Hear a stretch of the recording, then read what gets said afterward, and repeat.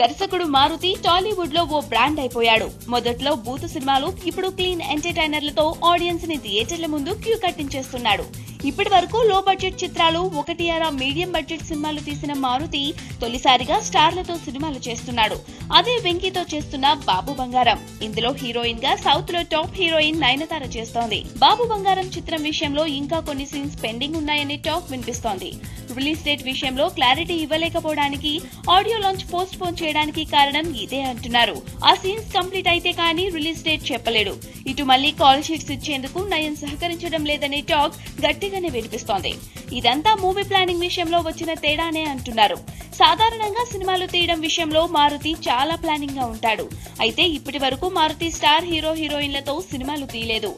రేష్మ, నందిత, రెజీనా, లావణ్య త్రిపాఠి ఇలా మారుతి హీరోయిన్స్ అందరూ అప్పటికి పెద్దగా క్రేజ్ లేనివారే.